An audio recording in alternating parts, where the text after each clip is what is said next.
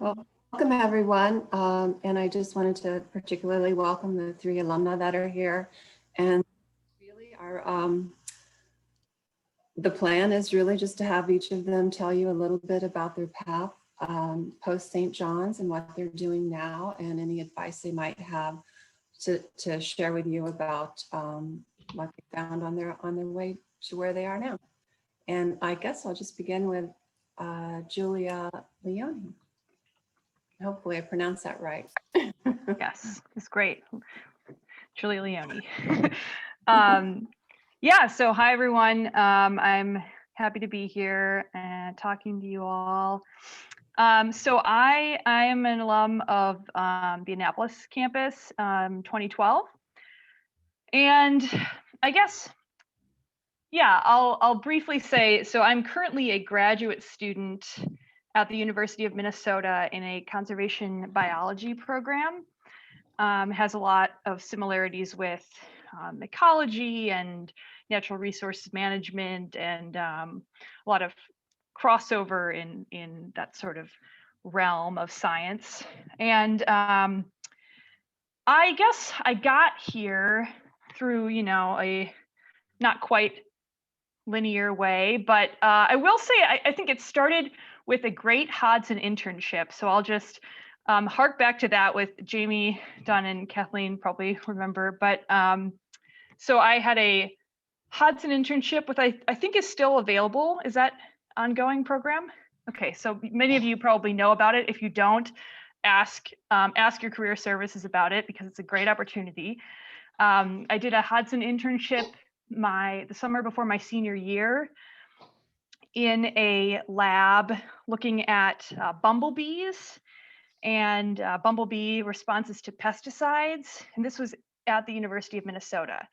So this is kind of a great foot in the door for me. I'd never been in a research lab before.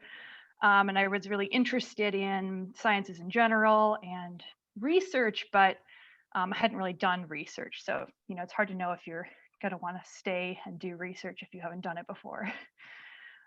So I did a great summer there in 2011. And then after graduating, I moved back. I moved to the Twin Cities and sort of started looking at graduate school programs and had an opportunity to join some more labs as a technician to get some more research experience in, which was a great way to sort of get to know some people and see how different labs operate and what's available, which I, didn't have a lot of experience in the research university life coming from St. John's. So it's a really great way to get experience looking at that before deciding what to do for grad school. And that was a great way to meet people. And then basically from there, I started applying to grad school, met a few people I was interested in working with, and applying for the GRE or taking the GRE test, things like that. I worked in some coffee shops along the way, different jobs to get through. And then I got into grad school in 2015. So I've been there ever since. I'm currently finishing my dissertation right now. So hopefully in a couple months, it's the last leg of the journey for me for that part. And I study butterflies. So I've done a lot of work chasing butterflies around in fields in Minnesota. And most recently, I spent a year over in Northern Australia studying butterflies. And I look at how they respond to things like land use change, habitat loss, land management, fire, grazing, things like that, with the goal of making recommendations for conservation and land management decisions, basically. So I can say more about any of that. I'm not sure exactly what you're all interested in, so I'll move on to the other panelists, I think, and then you can ask me about what you're interested in later. Thank you, Julia. And thank you for plugging the Hodson program. I did want to mention that briefly, that it is still available, and we'd love to hear from you. Well, next year at this point, because our deadline just passed. But it is a good program for exploring your interests. And now we'll hear from Megan Lockhart, and she's a Santa Fe grad. Hello. I just want to thank the organizers for inviting me. I was very honored to be considered as part of this panel, and I was extremely excited to be a co-panelist with my friend April Sharp, who is in so many ways, I think, kind of a doppelganger to me. I started out on a medical track and pivoted to academic science. She kind of did the opposite at the same time. So it's good to see you, April. And so that's sort of where my story begins. I did a post-baccalaureate pre-medical program at Johns Hopkins after graduating from Santa Fe. From there, I decided medicine was not for me, and I became a technician at Los Alamos National Lab in the Advanced Measurement Science group of the Bioscience Division. I spent about 3 years there, had a very successful career as a technician, and then we lost our funding. And so I took that as an opportunity to apply to grad school. I was accepted and went to the Rockefeller University here in New York City. I did my PhD with a woman named Dr. Corey Bargman, who is currently the president of the Chan Zuckerberg Initiative, which is the largest private philanthropic science institution in the world. And I graduated in 2018. And since then, I've left academic science for the most part and become an entrepreneur. I started a company that is developing a vaccine to the synthetic opioid fentanyl, the goal that this will be a prophylactic for people trying to get sober in rehab programs who may encounter or find themselves overdosing in the first 15 months of sobriety. Since the pandemic, I've started a new company that I'm very excited about called Wellstand Health. We started out using our trade network to source scarce materials such as PPE, masks, gloves, gowns, things like that. And now we've sort of evolved into an end-to-end diagnostic testing solution for in non-traditional medical institutions. So for example, we do a lot of congregate living facilities that includes correctional facilities, universities, dormitories, senior living facilities, things like that. And we come up with solutions for getting everyone back to work and back to school and having their family visit in a way that is safe and cost effective.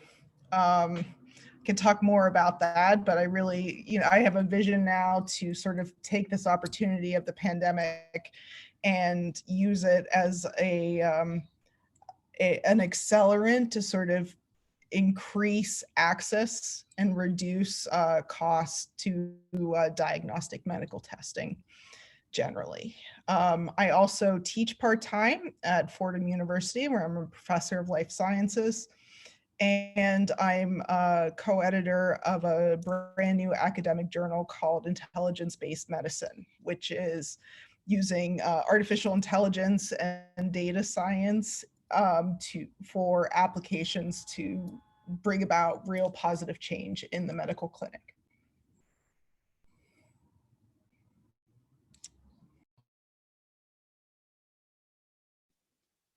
Kathleen, you're muted. Yeah, I thought I'd unmuted. Here we go. Thank you, Megan. That was great. I can't believe you're doing so much. It sounds like a lot of things to do. How about you, April? Can you tell us about your path? Absolutely. So I'm April Sharp. I also was excited and honored to be co-paneling with Meg. I was reflecting this morning that we really have been running parallel since the beginning. We started as classmates, and then I went to Santa Fe, and then she went to Santa Fe, and I came back to Annapolis. And so we've really only been in the same place at one time, but doing very similar things. My story really started senior year at St. John's, thinking about what I wanted to do, and I'd always really been interested in the brain, and of course fostered this love of scientific of inquiry at St. John's, and so I thought that I would want to do scientific research, particularly brain related. I also had a unique opportunity to do a preceptorial with Nicholas Capozzoli, who is a clinical neurologist. And that's when I learned about MD PhD programs. So you could be both a doctor and a scientist. And I was like, oh, I don't like differentiating myself. So of course I would want to do all of the things. That's why I went to St. John's. But that was already senior year, and I'd had no experience with research, sort of as Julia had mentioned. So my summer after senior year, I also had a Hodson Trust internship at the National Naval Medical Center, doing lab research for the first time. And so that was a great experience just to expose me to the scientific process. And after that, I got a position as a research assistant at Georgetown in a lab doing spinal cord injury research in rodent models. And so I got exposure to surgery. I got to do a lot of really hands-on things, as well as many different things in the lab. I spent about 2 years doing that, and it was a really worthwhile experience to take that time and explore it, because I found I really loved doing the clinical things with the rats, and the rest of the lab research, the beds research, was not for me. So at that point, I did a postbac program at Johns Hopkins the year after Meg. And then the following year, while I was applying to medical school, was a clinical research assistant at Children's National Medical Center in DC, because I figured I wanted to work with kids. I've always loved kids. And so then I got a taste of clinical research and what that world was like, and the similarities and differences to lab research. And I felt much more at home and pleased with the work that I was doing every day. And so after that year, I also applied to medical school. I ended up going to Johns Hopkins in Baltimore, and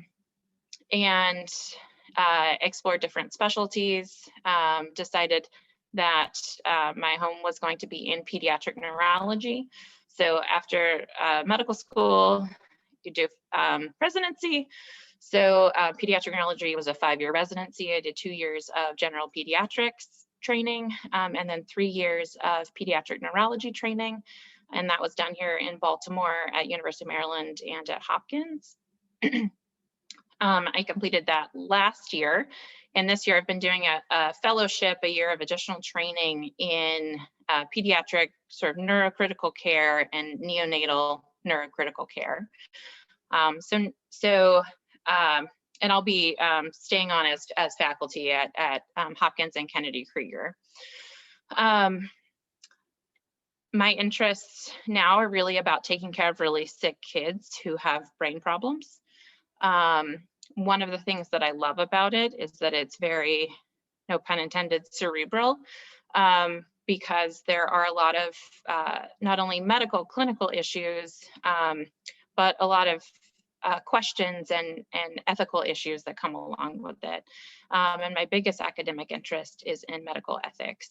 It really started at St. John's, was kind of there, but when I got to medical school, started thinking about and going through medicine, starting to think about all of the issues and the things that we don't understand and the big questions that come along with what we're doing and taking care of patients every day. And taking care of the sickest patients, the questions get bigger and they get harder and murkier. And I really enjoy sitting and talking with patients and their families and trying to understand the difficulties of what we're doing, and also celebrating all of the wonderful things that we can do with medicine.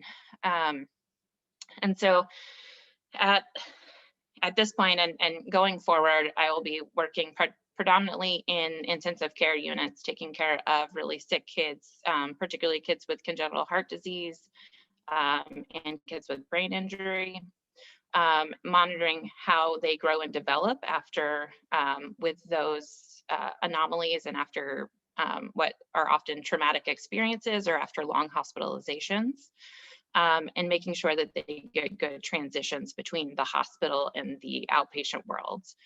And then I'm also a member of the hospital ethics committee. So we do ethics consults when there are those big questions. We come and help providers and care teams think about them and come up with solutions. And I think those are the big things that I'm doing. But I'm happy to talk about medicine, the process through medicine, or anything along the way. Thank you, April. We left a lot of time for you all to ask your questions. I mean, they have such a variety of experience. I'm sure that quite a number of things have come up for you. So feel free to ask questions. Megan, you said you were working as a technician at the Los Alamos Medical Laboratory. What kind of technician? What were you doing there? Yeah, so I was in a group called Advanced Measurement Science, and we basically worked with a protein called the green fluorescent protein. So this is has kind of revolutionized cell biology. This is a protein that you can, give a cell the genes and it will make it.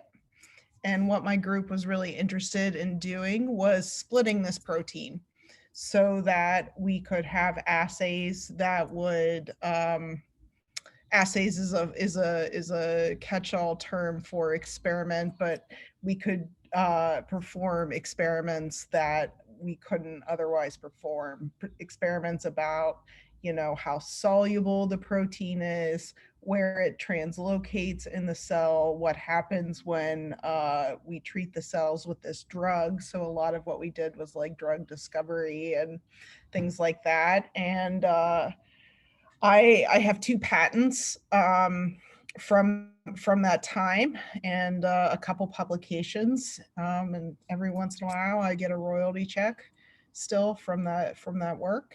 And so that's basically it. It was very, very general technology development for molecular biology.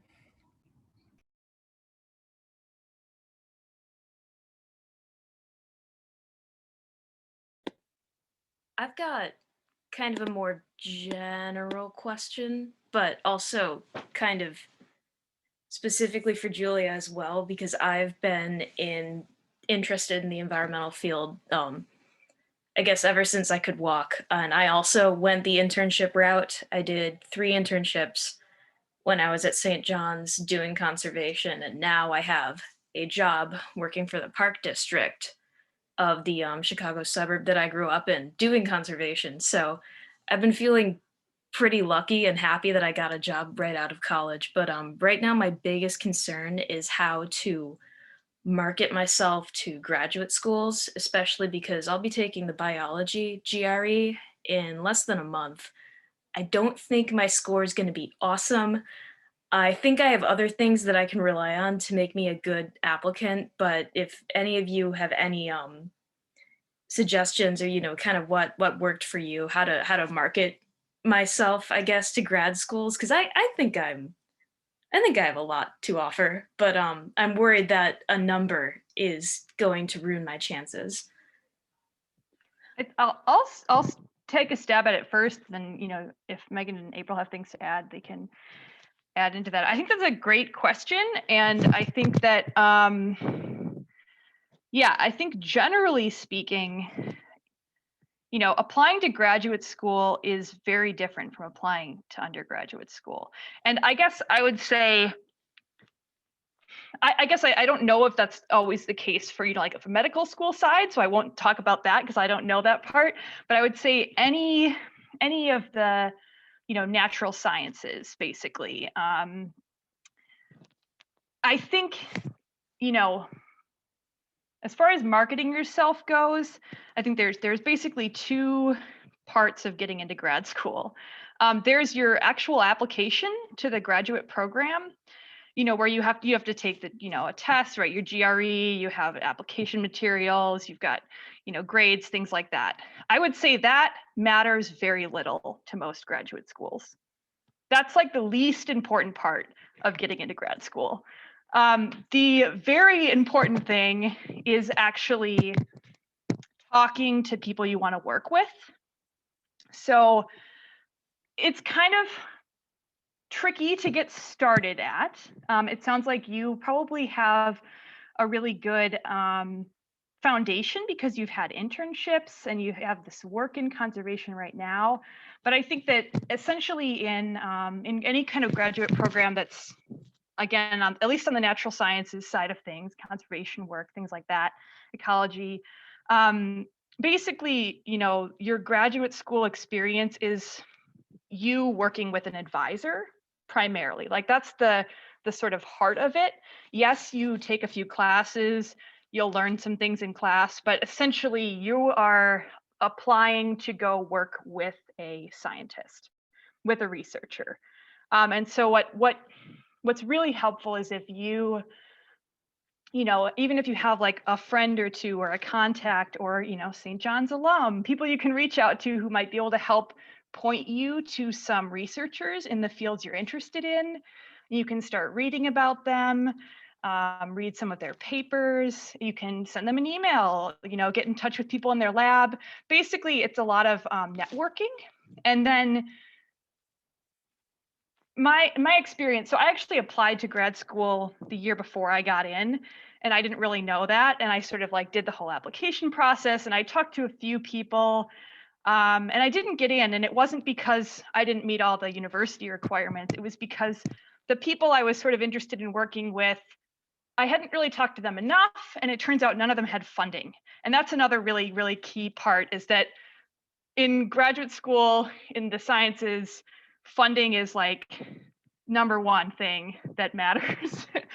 So like, at least in programs I'm familiar with. So if you want to work with someone, they need to have like research money or they can't take you on, basically. So it's really important to have those communications and those conversations with people to figure out like who's looking for new students, do they have funding for a project, what kind of project is it?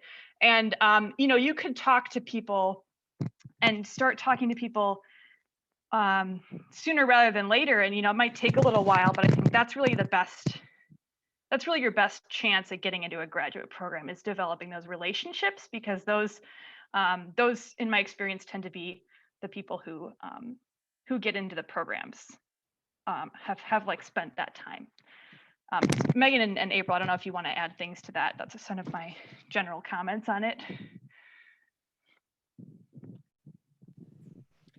Yeah, I mean, I guess what I want to add to that is, I think we get very wrapped up in sort of the performative side of applying to grad school, and that's maybe not the right way to think about it. The way to think about it, I think, is to use this experience to find out where you fit. Because every discipline, every school, it has a different culture. Every lab has a different culture. Grad school is really, really tough. It's really tough. 50% of grad students struggle with depression in some form or another during their graduate studies. And so you do not need a personality conflict with your advisor when you have to go in and have tough conversations. You don't want to be dealing with that on top of all of the more natural sort of stresses that come up in a grad student advisor relationship. You know, you want to be choosy about your colleagues and who you want to work with, you know. So like, you know, you're more likely than not going to be mentored by the PI directly. You're going to be mentored by either senior graduate students or postdocs.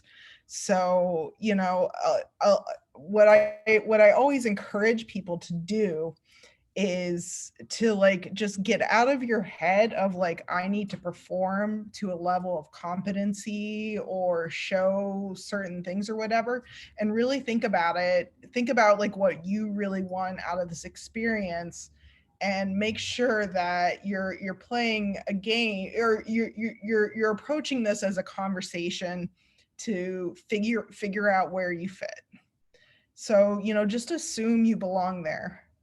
I don't even think I took the GRE, quite honest. I don't even think I had a GRE score.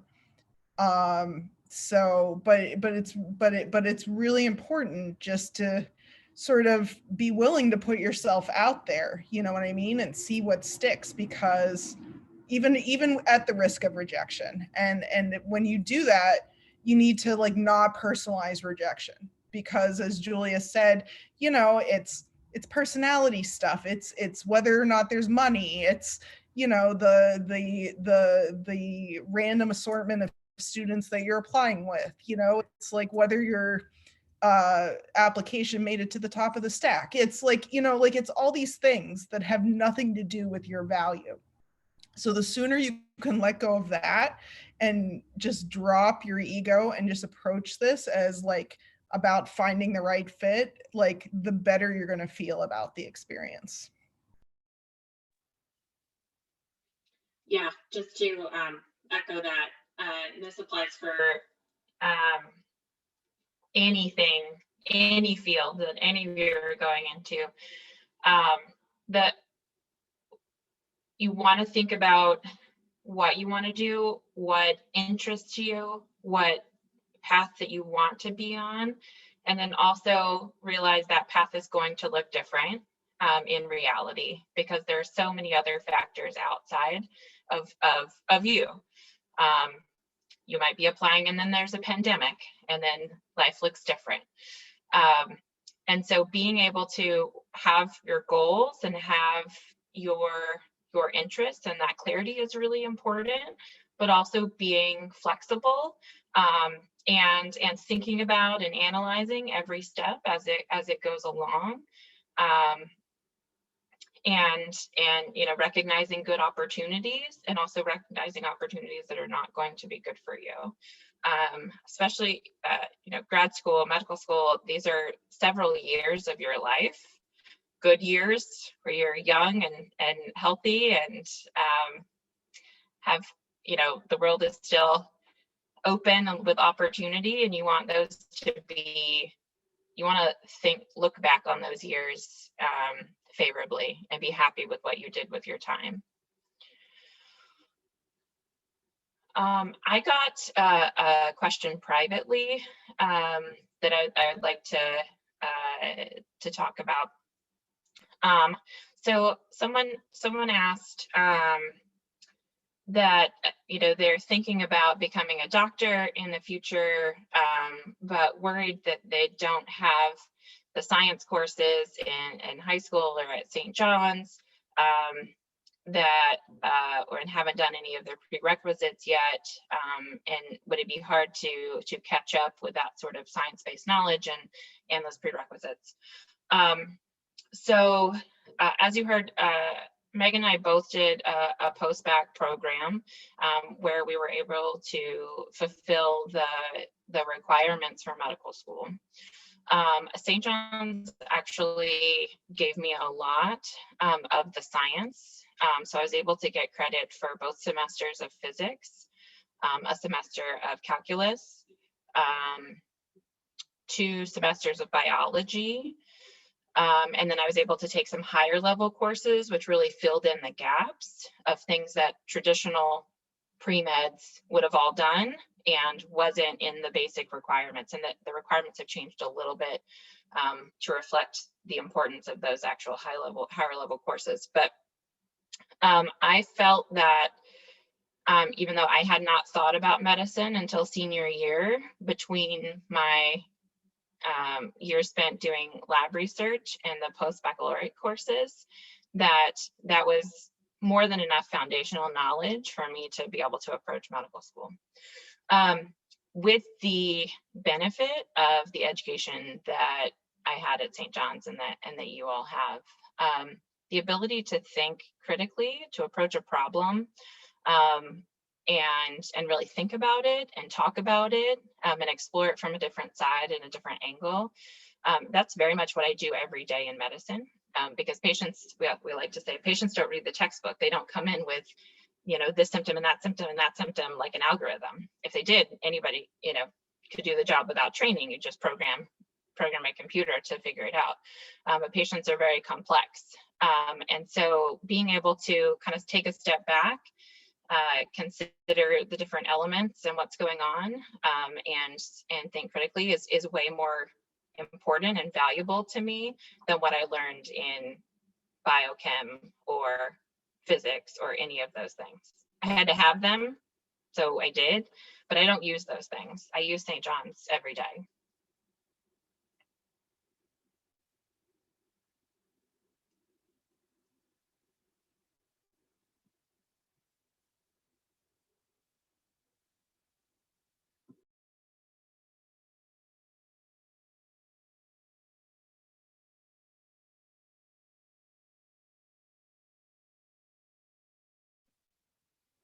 So April just said, some of the things that she took from St. John's that were real, benefits and real advantages, in your career and in grad school. Are there things that you all would say were challenges for you from, coming from St. John's, and, how easy or hard were those challenges to overcome? Were there ones that, you faced, whether it was after graduation or in grad school or now in your career? Or if you want to expand on, a little bit on what April said as well, what are the, the benefits and advantages that you've had coming out of St. John's?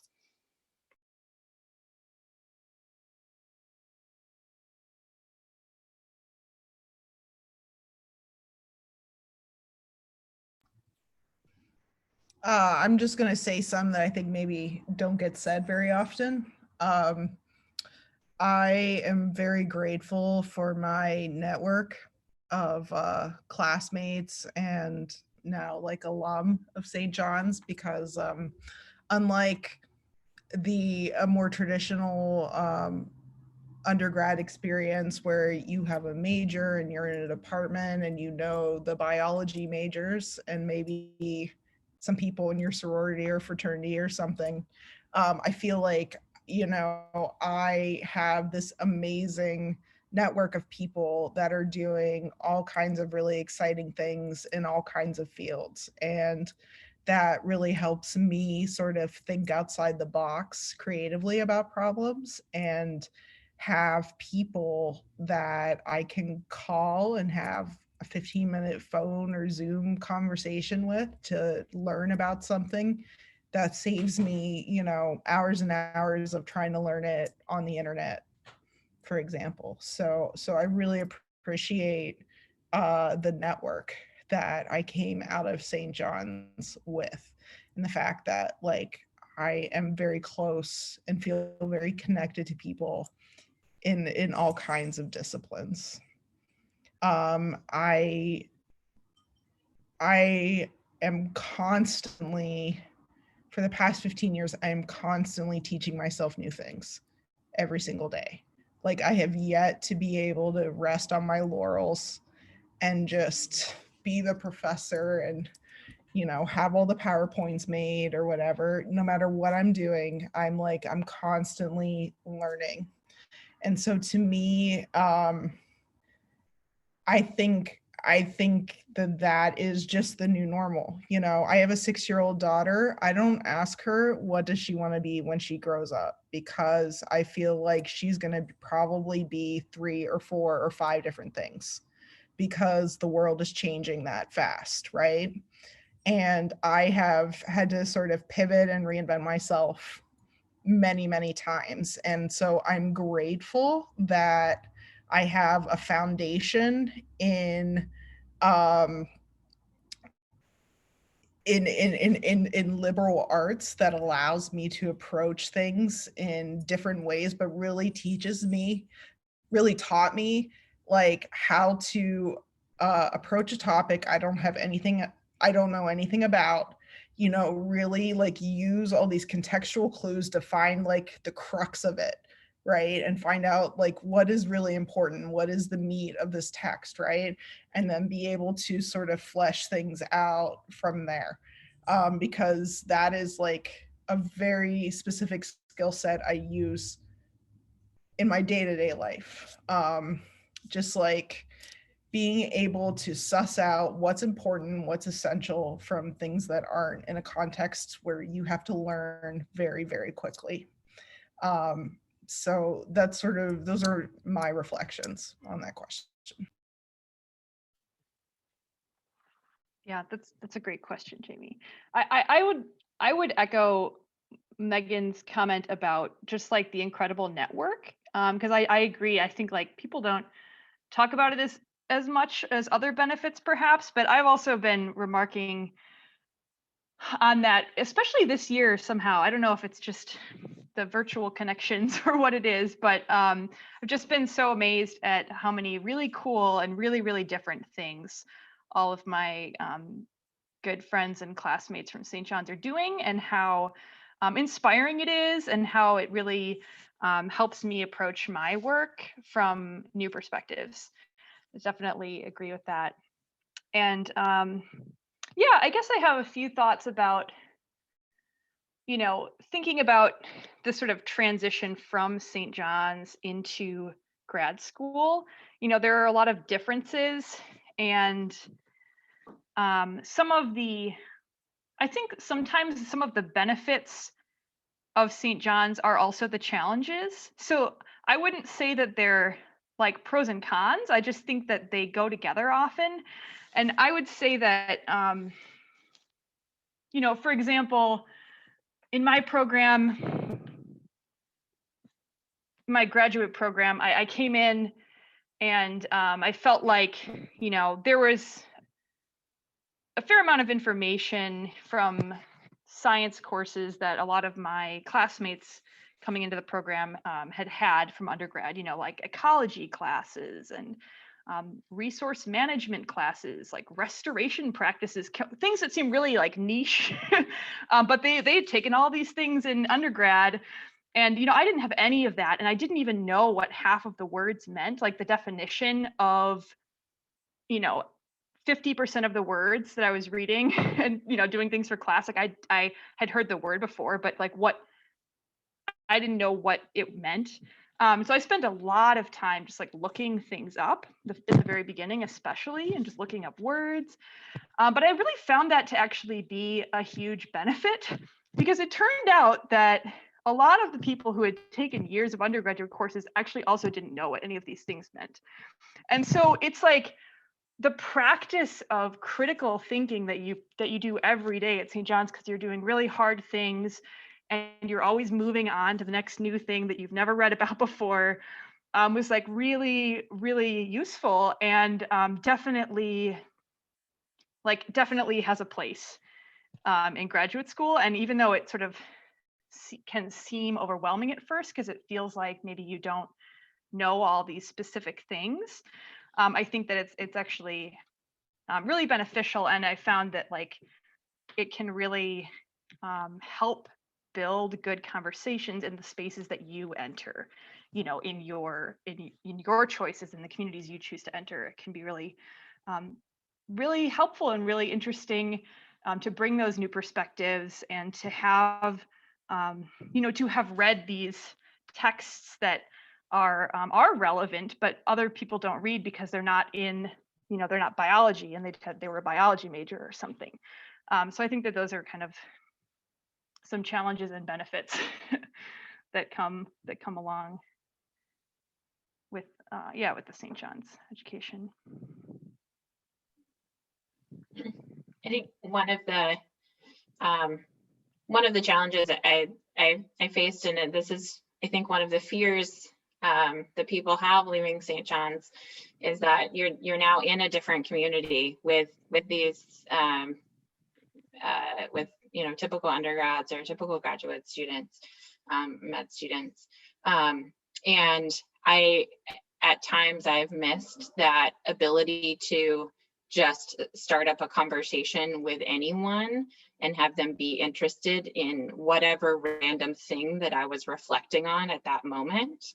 And it is often very random, and usually not tied to anything that I read at St. John's, because I don't remember any of it. Sorry, guys, you're going to forget it all. But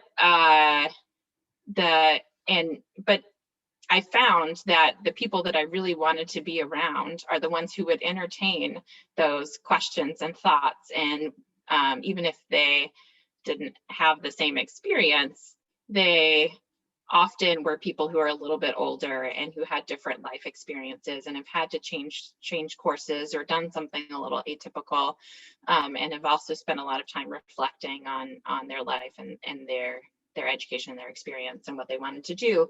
And so it really started seeking out those groups, and sometimes even testing, hey, here's this random thought, what do you think about that? If people weren't interested, then that's probably not someone that I was going to sit by in class every day.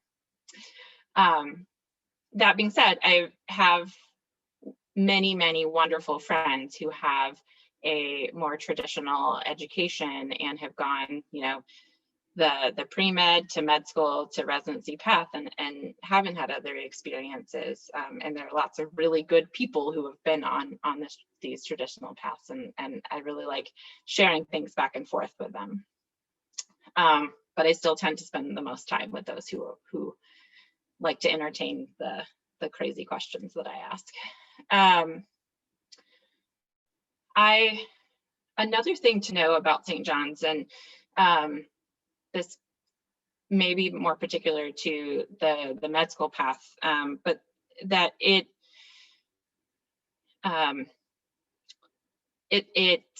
reflects really well on the med school circuit.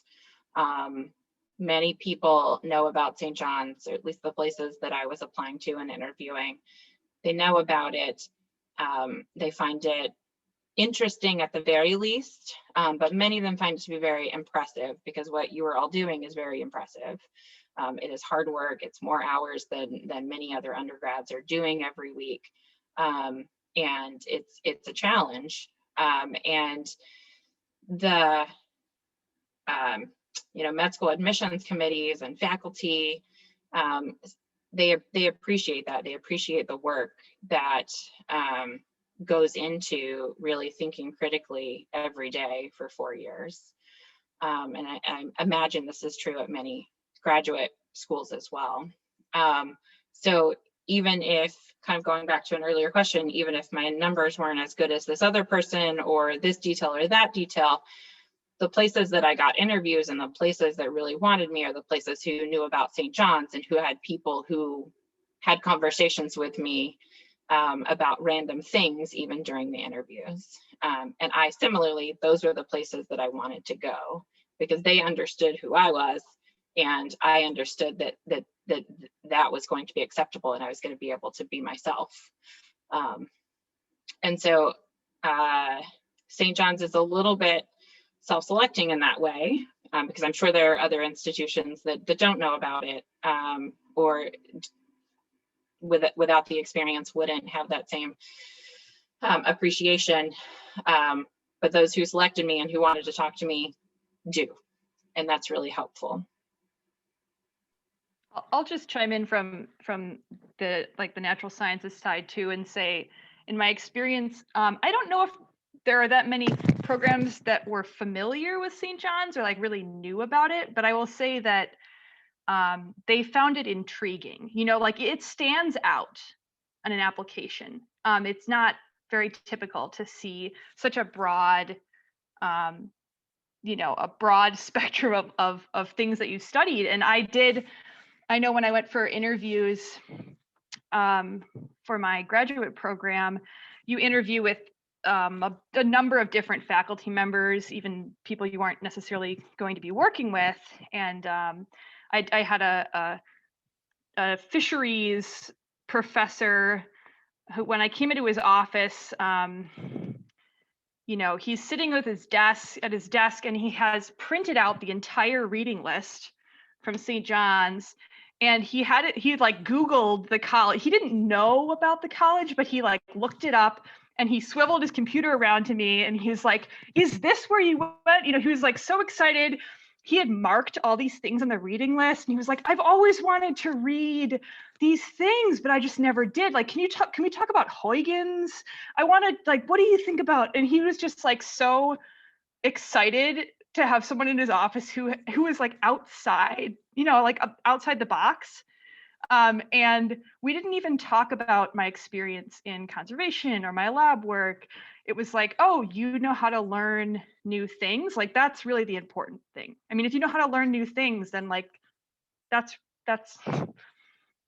what will really help you keep going. And you know how to deal with challenging things, because like I think Megan pointed out earlier, like grad school is really, really hard, and like it just you need a lot of perseverance, and everyone who goes to St. John's has practiced that. I think.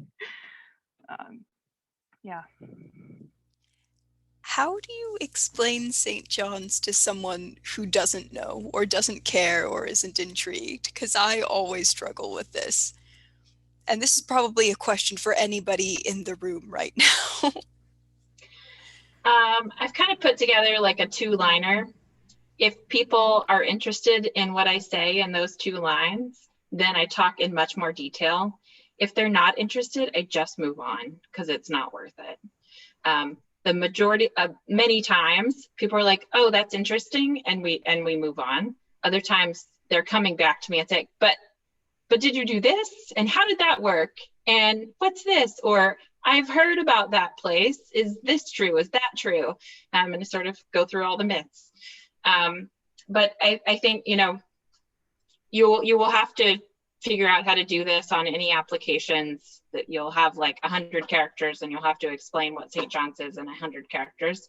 And I just sort of give that spiel, you know, 4-year all required program, liberal arts, primary source text, no grades, no tests. And if they're interested, keep talking. If they're not, it's not worth it. And make sure you don't find yourself in the position of being a walking billboard for St. John's, because I think that's really easy to do. Like in an interview setting, you want to be talking about you. You don't want to be talking about a school. You can talk about the school you went to in the context of you. But I think, you know, when you talk about St. John's, you know, in the sort of evaluative interview kind of process, it's really good to follow that STAR methodology, you know, situation, task, action, result.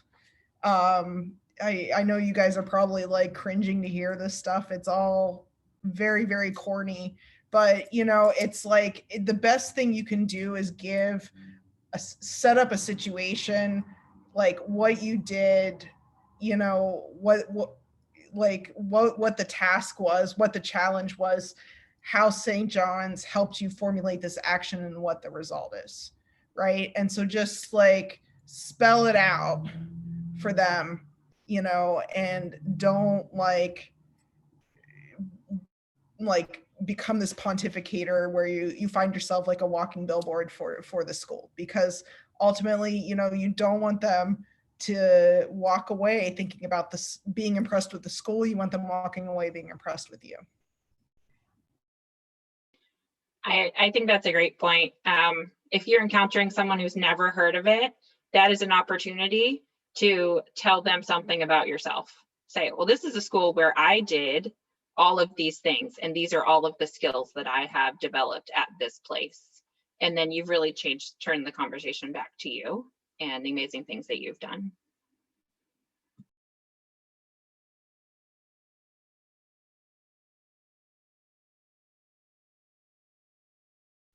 I have a question about, it seems like the general path I've heard through you 3 like jumping from St. John's to this more sciencey realm was through like internships and like lab, like helping with research in labs. And I was wondering how that first experience um, in labs like felt for you being from St. John's.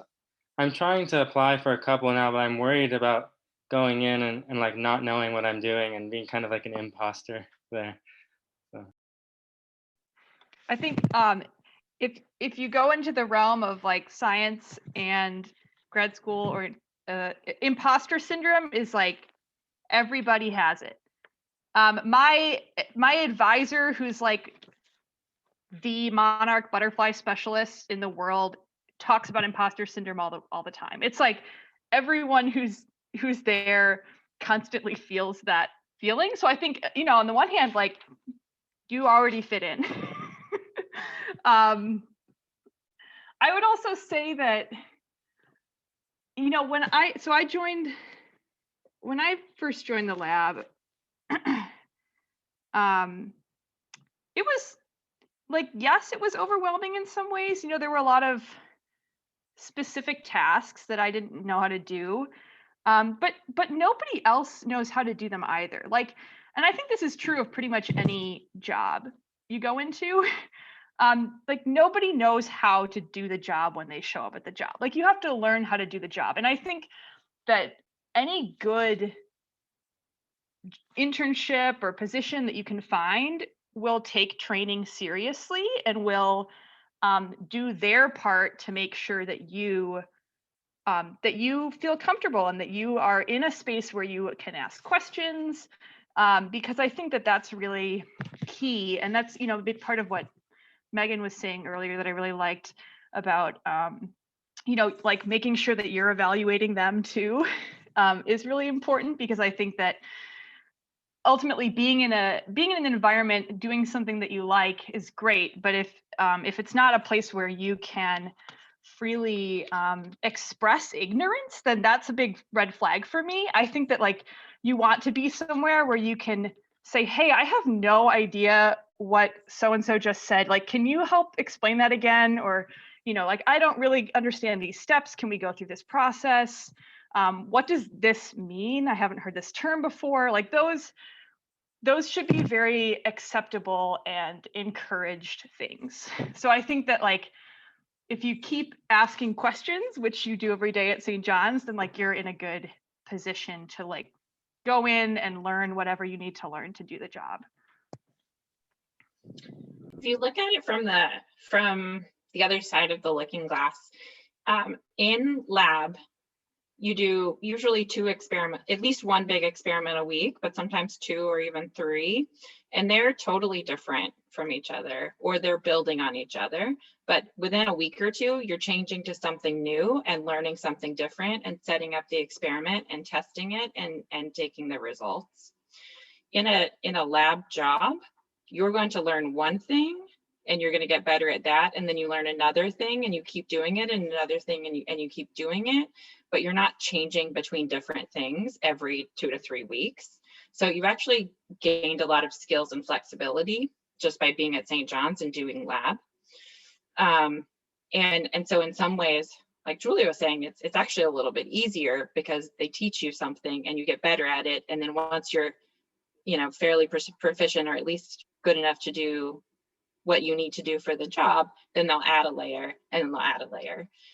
As long as you're in a place where the expectations are appropriate, that you're coming in with this amount of knowledge and you need to, you know, build on it over time. But their investment in you is that they train you properly so that they get the whatever it is that they're expecting out of you. Yeah, and I just want to say, you know, it's a totally unreasonable expectation to go in there and think that there's something you can do to prepare to avoid making colossal mistakes, because there are not any Coursera classes you can take. There aren't any university classes you can take to not be in that position. You will do things, you will do dumb things. It will cost you weeks of work. It will cost your coworkers weeks of work. Like, this is just what happens. and everyone goes through it, and people will be pissed off for maybe like 2 days, and then they get over it, you know. But it's just like when it comes to practical learning, like there's no shortcut, or no like, oh, I can avoid this embarrassing thing. You know, like you will mess up and you will be embarrassed. You know, you will not save some iteration of your cell line, and then it'll get contaminated with yeast, you know, and you'll have to go back, you know, like this is just like, you just have to accept that this is going to happen, and, you know, do what you need to do to like armor up, because it is what it is. And everyone goes through it, and it's painful and everything, but there's just no other way to become what you want to become. And you'll see people at every level going through the same process. You know, I was shocked the first time I saw a senior researcher just accidentally kill a mouse that we had just done an experiment on. But then I saw it multiple other times, right? That is science. You're doing things. Some things are successful, some things fail. Sometimes it's the nature of the research. Sometimes it's because it's your fault, or it's somebody else's fault, or it's the whole lab's fault, and you pick up and you move on. I will say one little note about I guess the importance of like having or developing a little bit of a support network when you go into a job, because I think so there are things that are normal and there are things that are not normal. Like there are behaviors that are not okay. And you know, like I ended up in a situation after my internship when I got a job as a lab technician in a lab with someone who was just like really, really not a good boss. You know, because I hadn't been in a lot of labs and I hadn't experienced the like research university culture, I didn't know that it wasn't normal for a long time. And, you know, it was just sort of like a lot of expectations that were changing constantly, you know, research that was like, okay, we're doing it this way, we're doing it that way. And then just a lot of like passive aggressive behaviors and sort of like, you can't work with that person on this experiment in this location, and things that like now seem like crazy that I didn't notice it, but you know, like you don't always notice these things, right? And so I think that one thing that happened in that experience for me was that our boss, like the primary investigator, was really into isolating people. And so she didn't let anyone get to know anyone else in the department or the program. And she made it sound normal, like, you know, this is a private experiment. We don't want to talk to people about this, blah, blah, blah. And so, you know, I ended up like not having anyone to go to for a while. And then once I started talking about it, everyone was like, whoa, that's not how we do things around here. That's not normal. You know, ended up at HR, blah, blah, blah. But like what I've taken from that is like, yeah, just like make sure, you know, the environment you're going into that you do feel comfortable and that you have people you can talk to if things are not going well, and that you have other people that you can get to know to sort of help you figure out what is just a sort of like standard in the industry or a standard at the place you're working, and what is outside of that norm, so that you can, you know, get help if you need it, because you don't want to be stuck in a position that's not good for you. So I think that's just a bit of experience that I guess has helped me later find people that I really want to work with and be really careful about developing those relationships. But, you know, I kind of wish I hadn't had at the same time. Yeah, I think similarly, having support during that time as you're learning science and research is really important. So what I found really frustrating and what kind of guided me away from at least bench research is how often things don't go right. So that's the nature of doing research. You're figuring it out, you're doing experiments. Many experiments will fail. And the process is really learning from that experiment and moving on and changing something and doing it again and again and again and again. And I learned that, which is no surprise in reflecting back, I don't tolerate that process very well. It's very frustrating to me. And so I had many frustrating moments over the 2 years of doing bench research. I loved what I was doing on a day-to-day basis. I just came home like frustrated that things weren't being successful. It was very normal research, the research process, but I learned that that's not what I wanted to do every day, because it brought me down. And being able to talk to people and understand that that was the process they were going through as well, and that was normal, really helped. So you want to have support, and you also want to have people that you can talk about your successes with, right? This thing worked out. We got this funding. I wrote a grant and it got funded. Like, it only happens 20% of the time, but that's a really great feeling.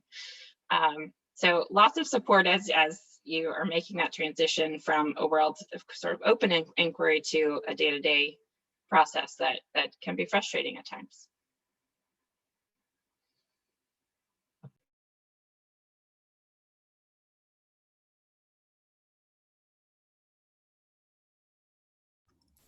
Yeah, I just to sort of capture some things that both Julia and April said, there is a lot of toxic culture in academic science, and especially in elite academic science.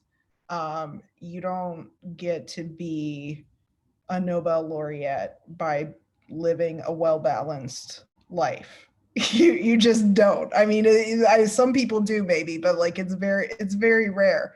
And so, part of this whole process is an opportunity for you all to really learn like where your boundaries are and where your comfort level is with certain situations, and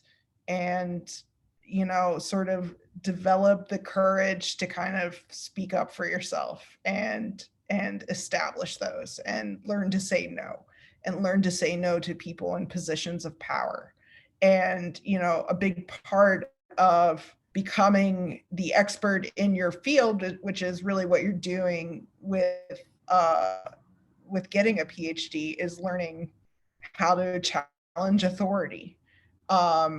And so there's a maturation, I think, that also happens that is very, very normal, And I think St. John's, one of the things that you have to do there is self-reflection and self-reporting, right? With early on, it's Don Rags and sitting and listening to people talking about you and criticizing you and also giving you praise. But by the end, the expectation is that, at least by junior year, that you are going through that process on your own. And that is of a lot of value going forward through, whatever you do after St. John's, but especially going into academics, whether it's research, whether it's medicine,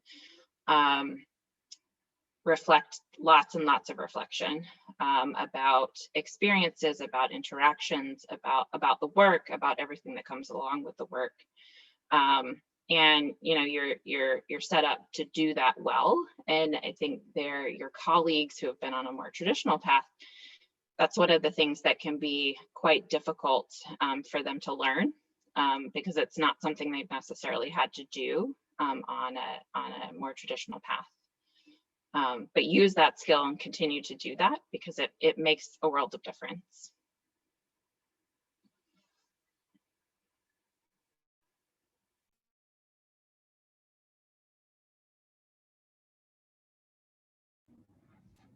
I got a private question I can sort of reread if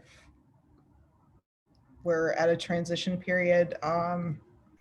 I was asked, could you talk a little more about your post-bac experience and what made you decide medicine was not for you? To avoid bad choices, what do you recommend that a medical school aspirant should do? Who said I made a bad choice? I don't feel like I made a bad choice. I had a lot of fun that year in Baltimore. I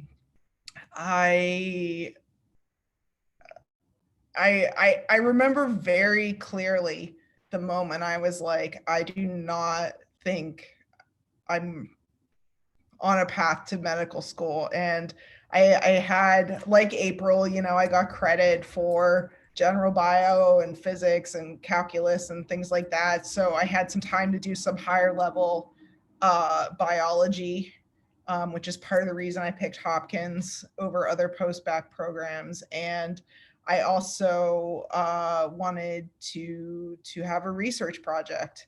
And so I was working in a lab in the Department of Otolaryngology, which is mostly ear surgery, but basically head and neck. And my PI, the head of the lab, was a doctor who was an otolaryngologist and also a concert jazz saxophonist, and on the faculty at Peabody. And he had what he called the hearing perception and music lab. And so we were trying to figure out how fundamentally different postlingual deaf patients' experience of music was. Even with the presence of cochlear implants, which are really optimized for speech and not for auditory sounds and other auditory experiences like music.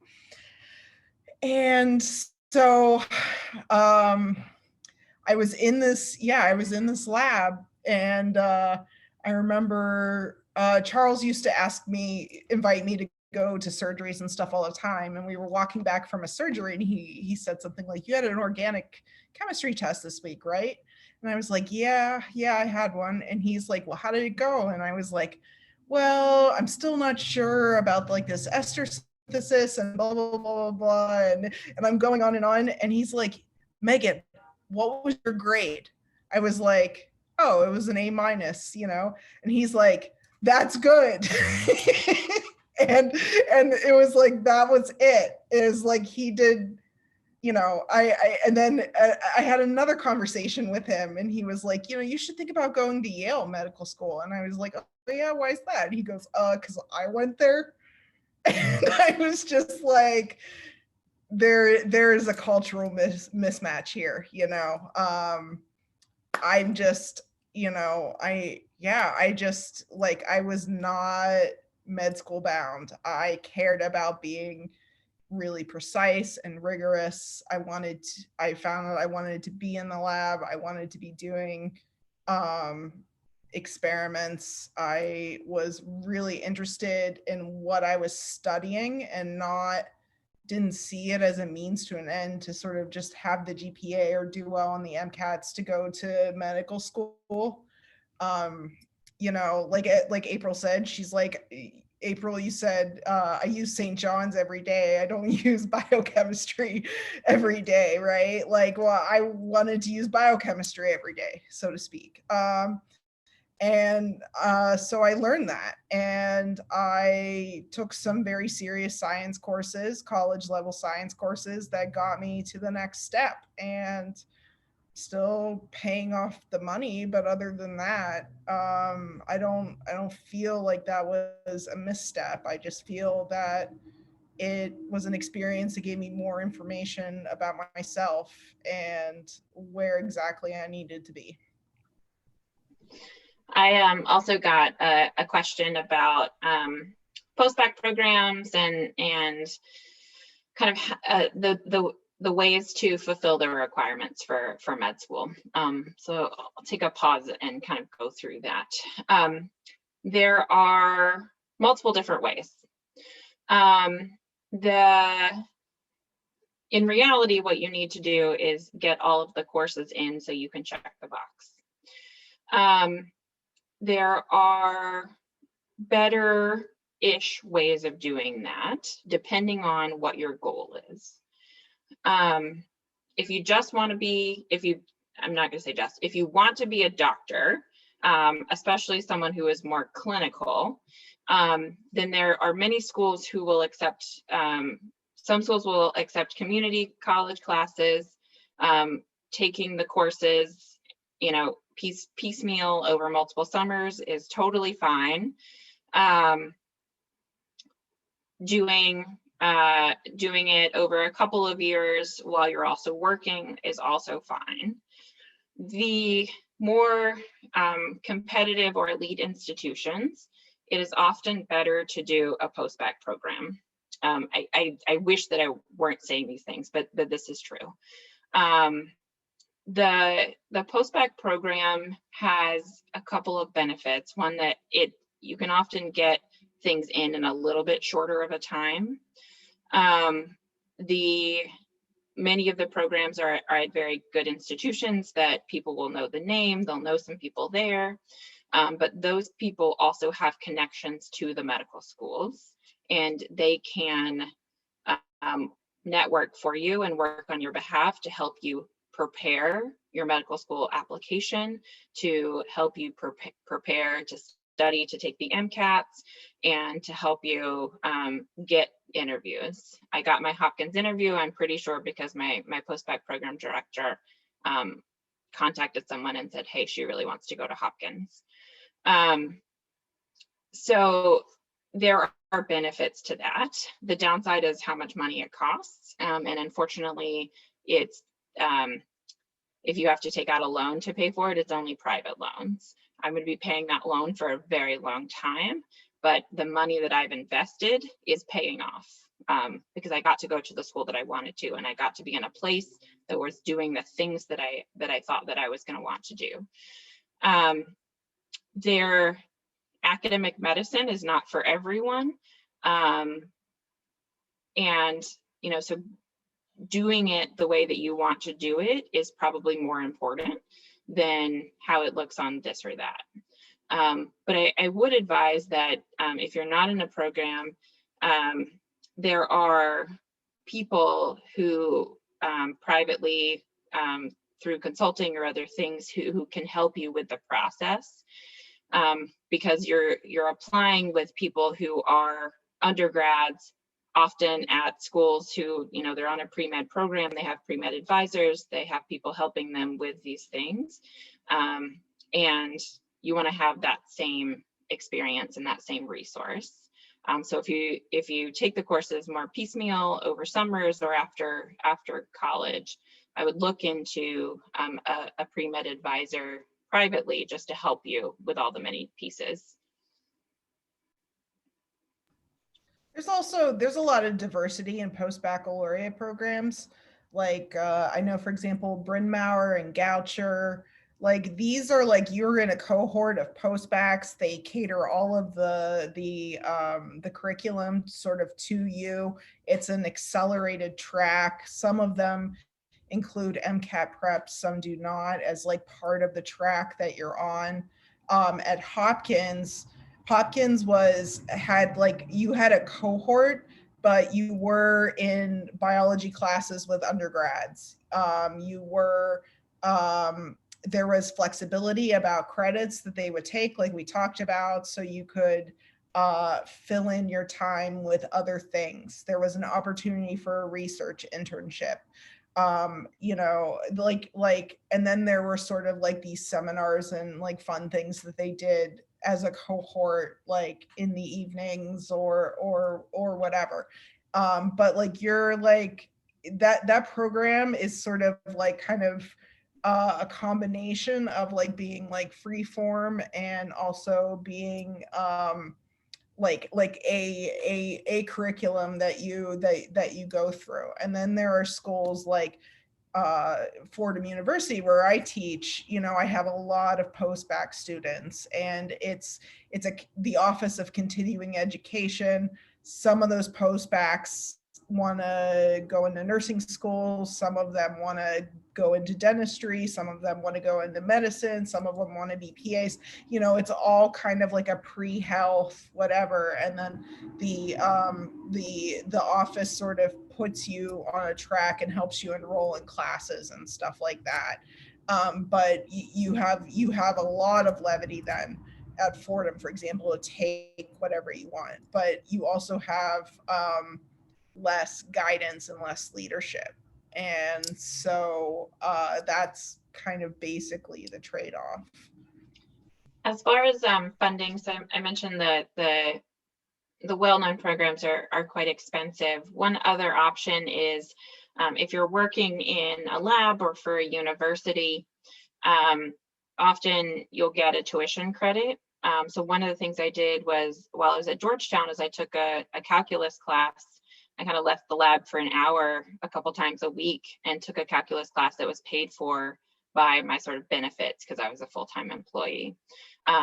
So, you know, consider that when you're looking for a job, if you're not going directly into a post-bac program or some other thing, use the resources that are around you.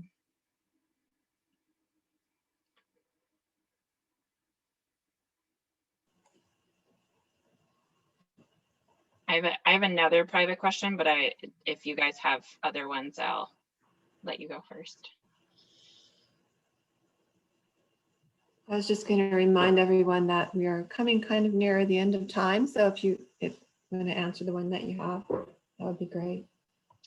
So the question is just talking a little more about how St. John specifically helped me figure out what I wanted to do. I mean, I think this really can go for all of us, and might be a good place to end some final thoughts. So I went to St. John's because I really loved learning, and I couldn't imagine limiting myself to learning just one thing when I was 17 and leaving for college. And so St. John's appealed to me because I still wanted to have that broad education, plus, you know, the format and all the other things, but that was really the hook for me. And so when I had to think about leaving St. John's, I still wanted to be learning. I wanted to have a career that was about learning, but starting to give back or produce something after having the benefit of that education and all the training. So I started thinking about what fields could I go into where I would feel like I was still learning every day. And like I said before, combine that with what just interested me in general. And I took a psych class in high school. Since then, I thought that the brain was interesting. So I thought about, how do I do St. John's, but with the brain? And so that's what led me to research, or considering research. And then literally the next week after I decided that's what I wanted to do, this preceptorial was offered by Dr. Capozzoli, who's a clinical neurologist. And so I got to do that, and he showed things. He showed us MRIs, and he said, you know, guess what functional deficits they're going to have. And that to me, that was a form of St. John's. It was like being in lab, but I was now thinking about the brain and connecting what I knew about how the brain worked and function and how people would talk or not talk, and trying to understand why. There was lots of why questions involved in that. And really that's what I wanted to keep doing, and that's what I do almost every day. There are some more mundane parts of being a doctor, mostly writing lots and lots of notes on the computer, which is not the glamorous part. But when I see patients, I'm always asking why. Why is this happening? Why are they asking that question? Why are they not taking their medication? What else is going on? Why doesn't this fit? And that's what we did at St. John's, and that's what I continue to do, and that's what I love.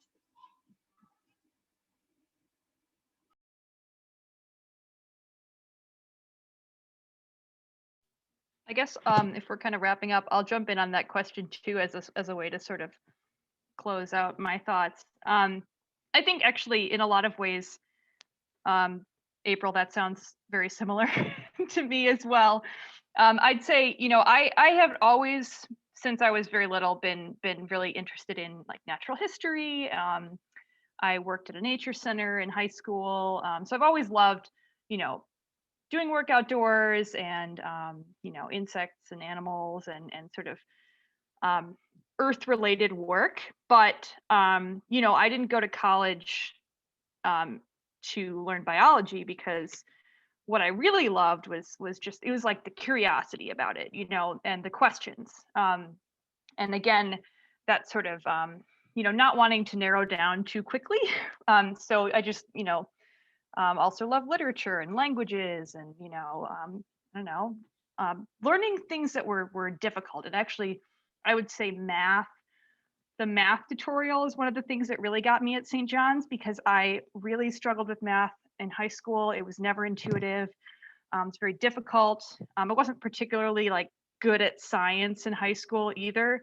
But I just loved the way that St. John's approached, discussing the principles of math and really trying to understand what's going on behind the scenes, which was not how I learned it prior to St. John's. And that was like a key thing for me, because I had sort of thought, well, I can't really go into science because I'm not very good at math, and that's like a total fallacy. I think, at this point, being in the sciences, I think that really it's much more like that St. John's approach. And I would say after St. John's, I considered a lot of sort of related things that I'm interested in, but a few important key points for me were being able to do different kinds of work at different times, not just always doing the same thing. And then I really, at the end of St. John's, I had sort of like, like a crisis of intangibility or something. I was like, I've been thinking about things in my head for 4 years and not like physically creating anything or physically making or doing things. And I always like to just like build things with my hands. And, the physical element was really kind of missing for me at that point. And so I was trying to connect that love of learning and questions and curiosity with a really tangible element. And for me, that was doing research. And so we've talked a bit about bench research, but what I do is field research primarily. So I spend months of the year just outside, traipsing through the landscape, collecting insects, measuring things, all kinds of weather, all kinds of climates and different places. And for me, like having the switch between being outside, physically doing things, and then spending time inside, analyzing data, writing, like being able to switch and cycle back between all those things is really, I love it. And also this constant ability to ask new questions, like in research, even if you're working on the same project, like there's always more questions to ask. And so I think that is really an exciting part for me, that has definitely come out of, an interest to go to St. John's to begin with, but then also was really fostered during my time there, and that I wanted to continue to do for work as well. So that's, yeah, I'll end there. I have kind of a different perspective about these big questions. What do you want to do with your life? Kind of things. I think it is largely a mistake to make that decision based on like what your passion is exclusively. If people ask like, why did I go into science? The answer is I tried it and I was good at it. And I liked it enough that I was okay doing it every day, day after day after day. And, I think that there's not enough emphasis on like, it's not so much about you finding your passion. It's about you finding something that you're good at, that you are willing to put in the time and effort to train with.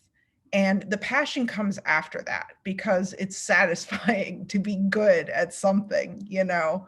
And you know, so don't feel like you have to save the world. Don't think you have, you know what I mean? Like, just try it. Just get an internship. Try being in the lab. It's okay if you don't like it. Your life is not over, you know. Like, believe me, there are way easier ways to make a living than being a doctor or a scientist, you know. But like, find something you're good at, you know. And then the second thing is, like, professions at the end of the day, they're asset classes, right? And you don't want to go where there's overinvestment. So, you know, think about doing something that not everybody and their mother is trying to do, you know. Like, the world does not need any more yoga teachers. I'm sorry if that's like what you want to do, you know what I mean? But like there, we have a gluttony of yoga teachers, right? So, you know, that's another really important thing to think about, is just like not going where there's already overinvestment. So find something that you're good at, and, you know, treat your profession like it's an asset class that you're investing in. I just want to add, Megan, because I kind of disagree with you on that, that just that's one way to do it, right? Because Yeah, I that's think, fine. yeah, no, I just that it's one way, because I think that the alternatively, you don't have to be good at something to love it and want to do it, right? Like, you can get good at it. So I think you don't have, if you're not good at it going in, that doesn't mean you should quit, right? So I think that there are different approaches, and like, you know, you might fall in one of those spectrums, but if you're not good at it to begin with, like, that's okay too. And I would say it's really a balance between the two. I'm not talking about, like, you know, quit your first week if you like haven't learned to pick a fruit fly or something, you know. I'm not talking about that. I'm talking about, like, if you commit to an experience and learning, and you're 2 years into it and it's not clicking, don't do it, you know, out of some idea, basically is what I meant by that. I'm not saying that, like, if you encounter any failure, like, you know, it's time to, you know, rewrite the script. I'm saying, like, find something that you're good at. Makes sense.